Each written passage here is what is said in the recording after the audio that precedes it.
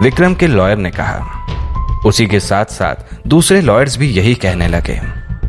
हम भी इस बात से सहमत हैं। अगर पुलिस डिपार्टमेंट बात यहीं खत्म करना चाहता है तो फिर आपको हमें 70 लाख देने होंगे। अरे, हमारा डिपार्टमेंट आप लोगों को इतने पैसे कहां से दे सकता है? डायरेक्टर दास ने हंसते हुए कहा। विक्रम अच्छी तरीके से जानता था कि उसकी बोली हुई रकम पुलिस डिपार्टमेंट सपनों में भी नहीं दे पाएगा। वो सिर्फ उनको परेशान होते हुए देखना चाहता था। उसका मकसद सिर्फ और सिर्फ कबीर से बदला लेने का था। कोई बात नहीं, अगर डिपार्टमेंट हमें पैसे नहीं दे सकता तो फिर हम आपको दूसरा रास्ता बताते हैं। आपको सारा ब्लेम सिर्फ इस कबीर पर डालना होगा। जैसे ही उसने ये कहा, सभी पुलिस वाले कबीर की तरफ देखने लगे। उन सबको पता था कि उतने पैसे देने के डिपार्टमेंट की हैसियत नहीं है। अगर इस बात का सारा इल्जाम कबीर अपने सर ले ले तो फिर यह बात यहीं खत्म हो सकती है। लेकिन डायरेक्टर दास उस तरीके के इंसान नहीं थे। वो बिना गलती के कबीर पर सारा इल्जाम नहीं डाल सकते थे। वो कबीर के पास गए और कहा, तुम यहां अभी अभी आए हो और गलती किससे नहीं हो सकती। उनका लॉयर एकदम सही कह रहा है। हमारे पास कोई भी एविडेंस नहीं है और ये लोग आम लोग नहीं हैं। ये शहर के सबसे बड़े और अमीर लोगों में से एक हैं। हम इनको आम लोगों की तरह ट्रीट नहीं कर सकते। तुम्हें इनको जाने देना चाहिए था, लेकिन तुम इनको यहाँ लेकर आए। इनको बहुत चोटें भी आई हैं और ये रात भर जेल में सोए हैं। इनको इनकी गलती का एहसास हो चुका है, इसलिए जाओ और जाकर इनसे माफ़ी मांग लो, क्योंकि डिपार्टमेंट के पास इनको देने के लिए इतने पैसे नहीं हैं।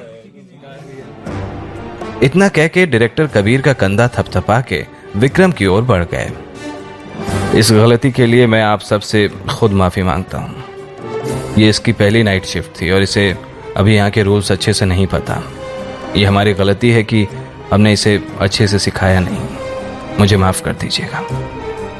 इसे शहर के रूल्स नहीं पता, इस वजह से ही मैं इसे सबक सिखाना चाहता हूँ, वरना ये कभी सीख ही नहीं पाएगा, विक्रम ने कहा। लेकिन हमारे डिपार्टमेंट के पास आपको देने के लिए इतने पैसे हैं ही नहीं, डायरेक्टर ने विक्रम से कहा। तो फिर आप लोग सिर्फ इसको नौकरी से निकाल दीजिए, विक्रम के लॉयर ने कहा। हम भी आपको तकलीफ नहीं देना चाहते।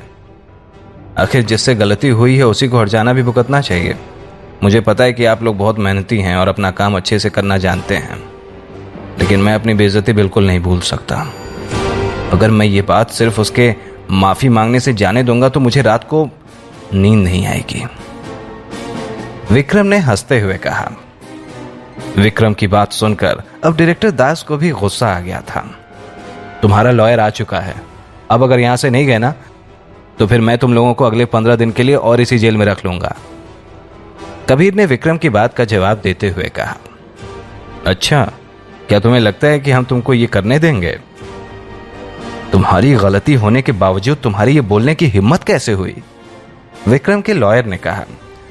सुना आपने, इसकी हेकड़ी अभी तक नहीं गई है। अगर आप इसे अपने यहां नौकरी पर रखेंगे तो आगे जाकर ये आपको और दिक्कत देगा, विक्रम ने कबीर की तरफ इशारा करते हुए डायरेक्टर से कहा। अगर मुझे तुम्हारी धमकी से डर लगता तो मैं कभी पुलिस वाला नहीं बनता, कबीर ने बिना किसी चीज की परवाह करते हुए कहा।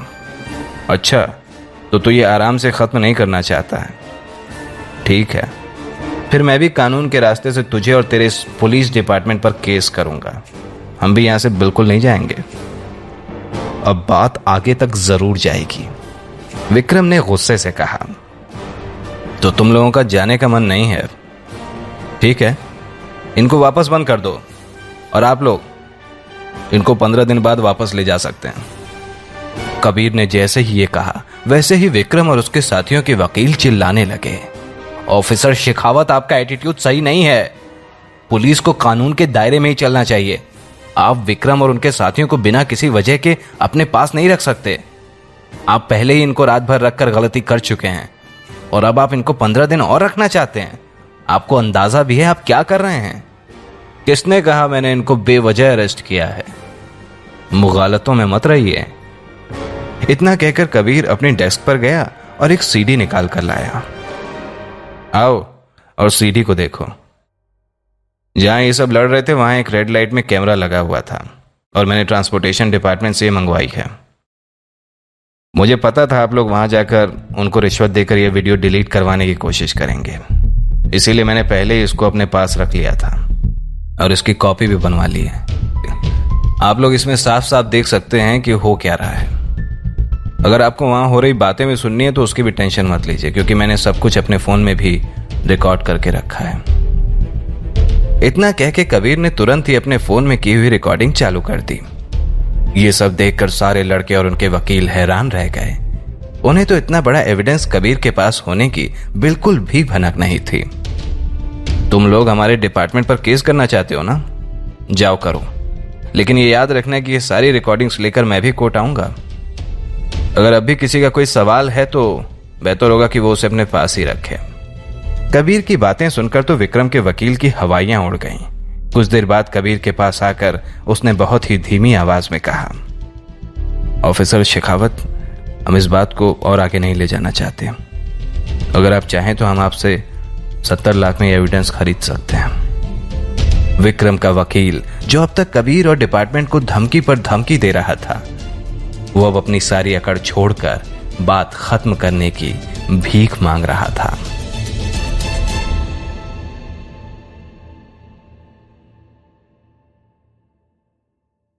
आगे की कहानी जानने के लिए देखें अगला एपिसोड सिर्फ पॉकेट एफएम के यूट्यूब चैनल पर, और सीक्रेट फौजी के सारे एपिसोड्स को सुनने के लिए डिस्क्रिप्शन में दी लिंक से डाउनलोड करें पॉकेट एफएम ऐप।